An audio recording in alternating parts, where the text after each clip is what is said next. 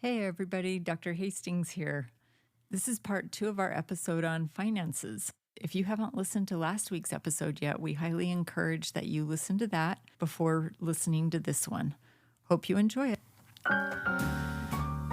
Welcome to Marriage IQ, the podcast for the intelligent spouse. I'm Dr. Heidi Hastings. And I'm Dr. Scott Hastings. We are 2 doctors, 2 researchers, 2 spouses, 2 lovers, and 2 incredibly different human beings coming together for one purpose: to transform the stinky parts of your marriage into scintillating ones, using intelligence mixed with a little fun. As we're talking about lower satisfaction in marriage having to do with financial issues, it's not actually money that's causing the problem in marriage. It's conflict over money. Okay. Like we said, we come with different perceptions about money.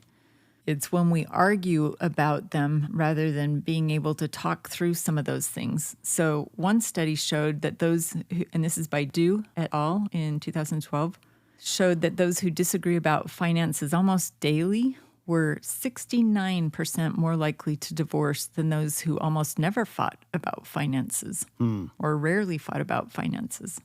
So I think that's kind of interesting. That is an interesting study. Again, are they fighting because that's what their personality is and money just happens to be in the way, or is that the root cause? And like I said, it can be a little bit of both. But I think financial conflict, too, just for anyone, can be caused by economic pressures, inflation.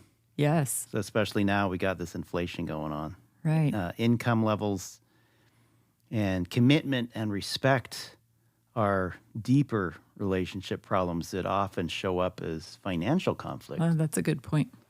So we're kind of getting back to the basics here. I looked at this Forbes advisor. They asked 1,000 people who are either divorced or going through a divorce why they got married in the first place.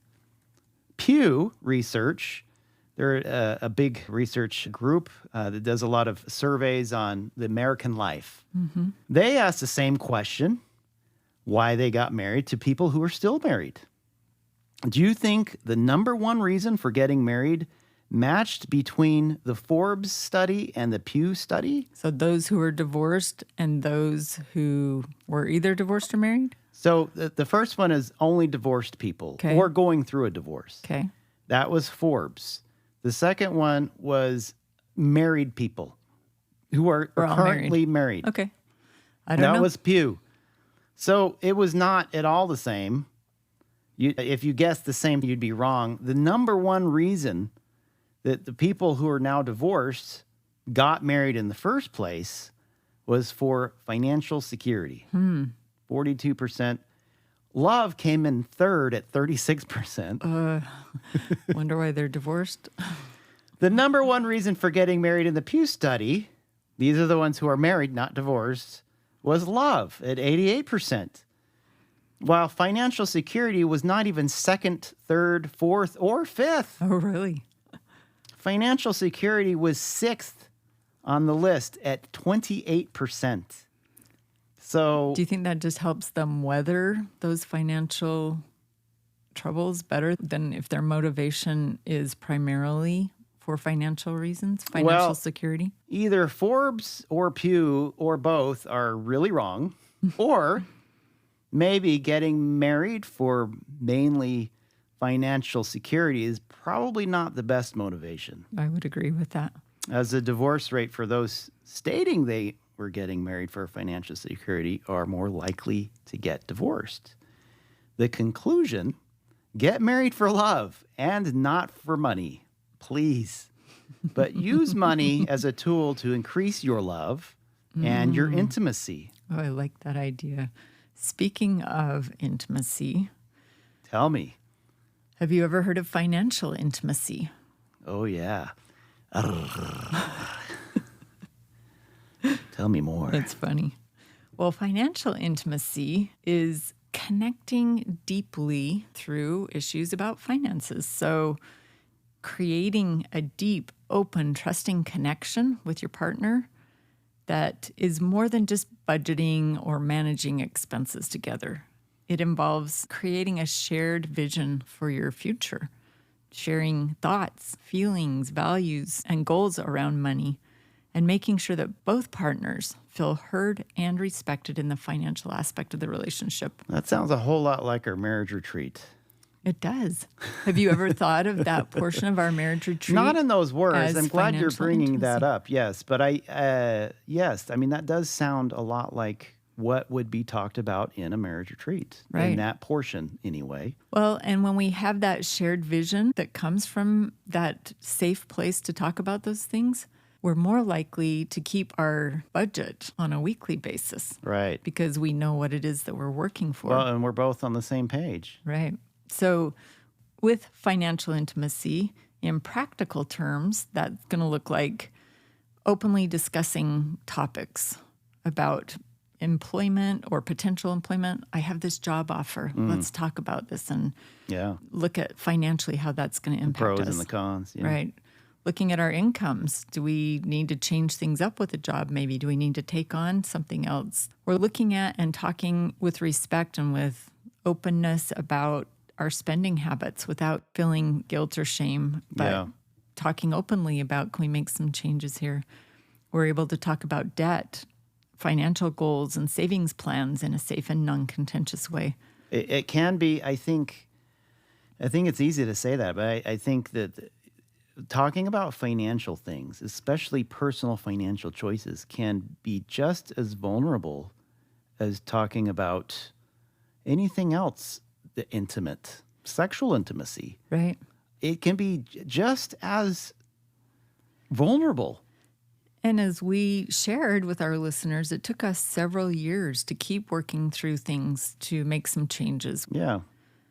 Financial intimacy is also, like we talked about, understanding each other's financial background, beliefs, and emotions and triggers, I might even add, surrounding money. You know what some of my financial triggers are, so we tread lightly when it comes to that. That doesn't mean we can't talk about it.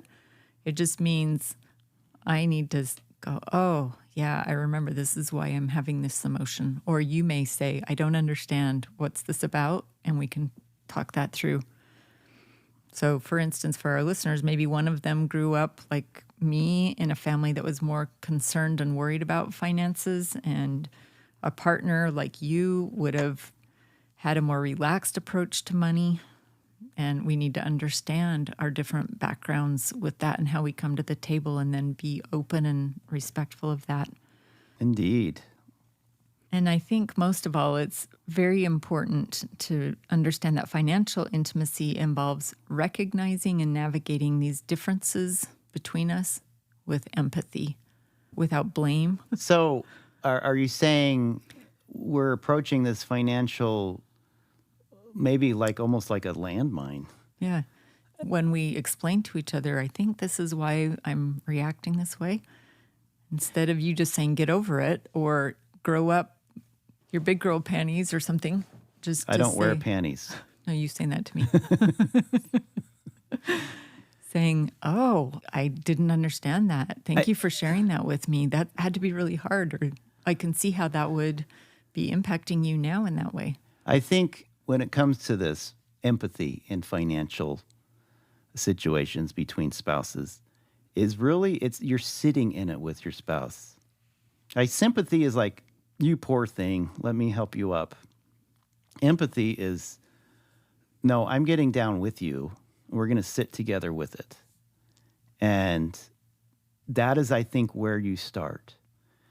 I think that I would have been forever opposed to spending a lot of money on helping other people if I didn't just force myself into, like, I have to think like she thinks. I have to sit in it with her. That's empathy. And then it just switched like a light bulb.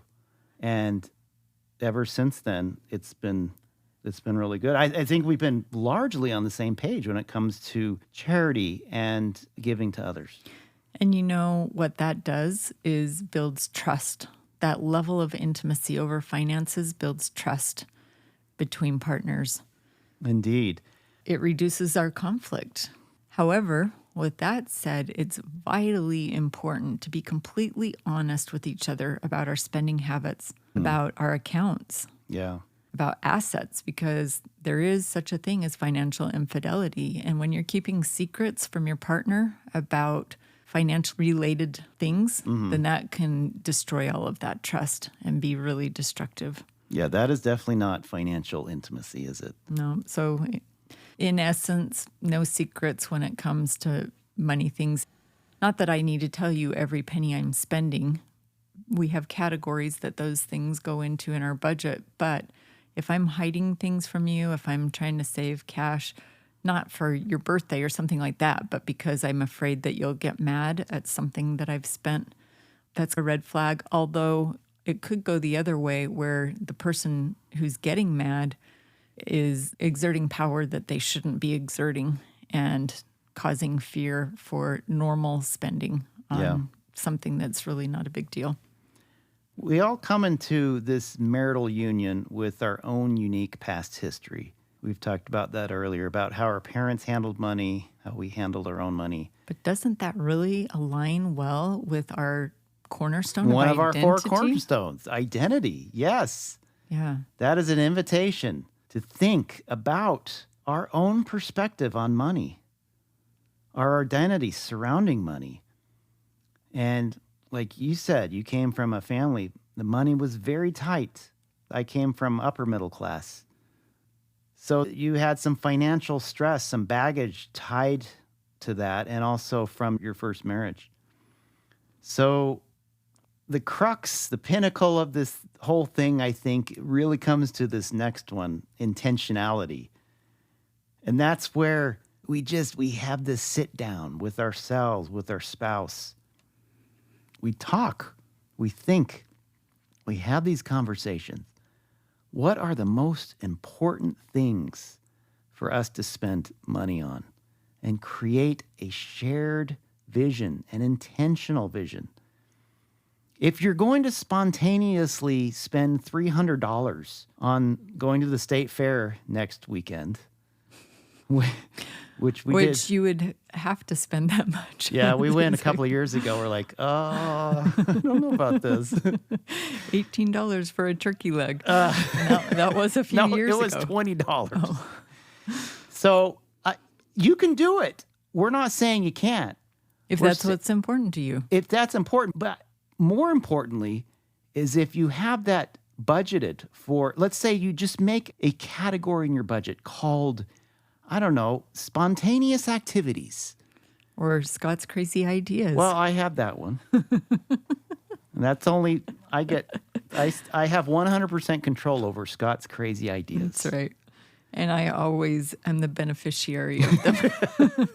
Like 100%. Almost. Almost. Yes, I love to spend money from Scott's crazy ideas on my wife. What can I say? But no, if you have a budget category called spontaneous activities, at least when you're going to make that spontaneous choice and spend the $300 to go to the state fair next weekend, then boom, you can look it up. You've got it. And you don't feel bad about it. And you don't there's feel not bad because it's contention there. about it because you made that decision together. Instead of reacting in the moment, oh, this looks fun, let's go do it. No budget, no plan, bad idea, not intentional. So a lot of times with some of these budget plans, which we use Monarch. Right. And again, we don't have anything to do with Monarch, just this disclosure. But we use Monarch. They have a way where it just rolls over every month. So if you don't use it one month, it rolls over. And then maybe you can spontaneously go to the Taylor Swift concert for $1,000 after a year. I don't know. It's not what I would do, but some of my daughters would. So we've talked about 3 of our cornerstones so far in terms of finances.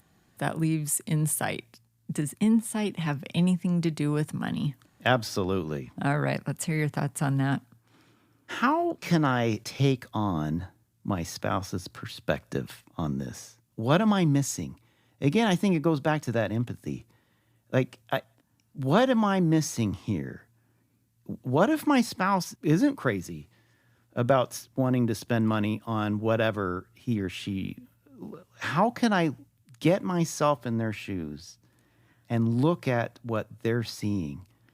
I think it's also important to be self-aware of our spending habits, of our financial plans, of our ability to be open to discussions about it without getting upset. Maybe even to say, maybe I am going a little overboard in my thoughts about money or in the way I spend money. Just having self-awareness about our own thoughts and attitudes about money is really Right. good insight as well. That's a good point. So you're talking about internal self-awareness. Yes. And I'm talking more about external self-awareness. Well, we're both important part of insight. Thanks, Tasha Urich, Yeah. her book Insight. But I think it is important to recognize, our own internal motivations. Hey, is my spouse is this really for a good reason? Do I need to really just think with myself, and is this true? Or can I really manage my money better? Well, and one of the greatest aha moments, I think, for you and I with that are my thoughts surrounding money, my personal thoughts or your personal thoughts surrounding money, more from an abundant mindset or a scarcity mindset? I love that. We learned when we were in the throes of the most difficult financial situation of our marriage that so much of that stress was created from having a scarcity mindset. Is that glass half full or half empty? Instead of looking at all the poop-colored glasses or rose-colored glasses, right, it makes a difference. right. It really does. Instead of seeing the blessings that we have, the good things that are coming our way, looking at other people, judging ourselves compared to what cars they drive, what houses they live in, and finding that we come up short, that creates a lot of financial stress. I think for our spouses out there, the intelligent spouses, if you're doing that right now, we invite you to change and to start right now looking at your life from a point of view of abundance. And we have to do this all the time. We have Yeah, to we keep ha- we do. reminding We each have to other. remind ourselves. Bad day on the stock market, and you come home feeling really stressed out. We have a discussion about, are you I looking will not at- tell you how much money I lost in the last few days, and it's not bothering me. For strangely, Are you having okay. a more abundant mindset? yes, Is that why? I am. Look, everything's good. Everything's good. So you talked a little bit before too about how a partner can cause financial infidelity. That's serious. If you are withholding financial information that your spouse should really be aware of, or making purchases, big purchases, it is really, really important to talk about that. If you try to separate that, you're just not going to get to that level of intimacy that you really crave, but you don't know how to get there. Trust me. Talk to your spouse. If you're worried about how they're going to respond, well, then listen to Ellen Drew's podcast from a few weeks ago. I think it was episode 26. And she has some great tips on talking to a spouse, minimizing overreaction. Well, and our bedrock of integrity, everything that we talk about to do to make these really strong, scintillating, thriving marriages requires integrity from both partners. And it starts with me, myself, and I. And rather than pointing the Not finger, with my spouse, not with you, with me. That's where it starts. am I having integrity in all that I do with money? I really like that. There are a few good news things to wrap up with here towards the end. There's a study by Saxe that shows romantic relationships can really flourish when couples communicate about their finances. When they have similar financial values, which can happen through some of the processes that we've talked about, couples councils, Yeah. marriage retreats, just having those intimate, open, non-contentious maybe it's okay if there's some conflict because that just means differences of Conflict. opinion. Yeah, conflict is okay. But it's Contention is problematic. where I say, you're wrong, you're bad, your opinion stinks, rather than being able to look at both sides. And I would say that's probably natural because, again, we're humans. We have to deal with that fact. We can't get over that fact. So we may initially think that about our spouse, that, look, your idea is stupid. I don't like it. We let that thought just kind of keep passing by. And if you say it, repair. Say, let me try that again. I just did that today with something. I can't even remember what it was. Let's but try I that said again. something and then I said, let me try to rephrase that in a different way. Repair is really important. Saxy had another study that came out this year that said when couples have financial values that are different from each other, forgiveness helped the relationship thrive rather than break down. So maybe they don't see eye to eye on values, but forgiving our imperfections, our humanness, and coming at it, repairing really helps. Here's an interesting study that better sleep habits are connected to better money management. So if you're going to sit down and do a budget or have these deep talks about financial intimacy, make sure you get a good night's sleep first. Okay. If we're tired, if we're hungry, if we're cranky, it's probably not a good time to do it. And again, budgeting is related to our sexual relationship as a couple. So communicating about finances and financial stress can negatively impact sexuality. So be aware of when you're having these talks in bed at night. When you're planning on having an intimate moment is probably not the best time Yeah, to do it. I probably wouldn't do it at the same time, but I'm like, oh, honey, let's talk a budget. Can I light the candles while you whip out the budget, that's the spreadsheet? We recommend setting aside time specifically for that. After you've eaten a meal, that's good. When you don't have something planned for a little while. And maybe even starting with just some affirmations of what you love about each other, things you've noticed that they've done well, because appreciation and gratitude set the stage for being able to discuss things more openly. So I think just kind of bringing this all together here, we all come together in a marital relationship just with differences with how we view money. And if we can just really, even before we get married, start talking, thinking, sitting down, really being one-on-one with each other and being open and honest and understanding our own history. And if you've been married for a long time and you've never talked about these things, this week's a great time to do that. Yeah. So this week, personally, let's have you just have that meeting with yourself. Think about what is your own personal history?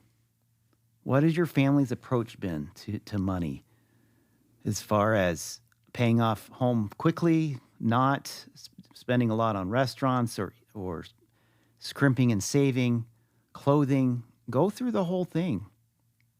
Do you have beliefs that you believe are valid or invalid? And for your marriage this week, what are the most important things we want to do together with our money? Like Dave Ramsey said, every dollar has a name on it. That gives you power. That gives us power. We can start making a financial plan. And doing that allows us to prioritize the marriage. If we are making categories that allow us to do recreational or eating out, date night, whatever it is, doing things together needs to be part of the budget. I will tell you, when we were in residency, we had a budget. It was a very small budget, but I felt powerful. Yeah. And that's a really great feeling to have, even though we were one street off from all the big mansions, all the big doctors and whatever down the next street. We had a very modest house, and I felt powerful, and that was awesome. I think that any spouse can do that regardless of what level of income they're at. by giving each dollar a name. And so if you already have a financial plan, let's say you have already talked with your spouse or maybe even gone to a financial planner, that's great. Now let's refine it. You can always refine. It's like our dance teachers tell us. We can work on this one dance for the rest of your lives, your mortal lives, and we can perfect it. We can keep working on it. And that's the same thing with your marriage. It's the same thing with your financial plan, with everything. You work on it. You refine it over time. And sometimes you hit these really big bumps and you wonder, holy cow, did we learn anything? But then you remember the steps that Dr. Hastings talked to you about on this podcast. And, oh, yeah, the 4 cornerstones. Okay, now we have something to go back on. Yes, we're good. Let's keep moving. Instead of, oh, my gosh, I don't know if I love you anymore, or some crazy thing like that. So if my spouse is really passionate about a certain way we should spend money, can I take their perspective? Can I really go down to the mat and see what they're seeing and just view what they're viewing? We all have our own perspectives and we all think they're right. Yeah.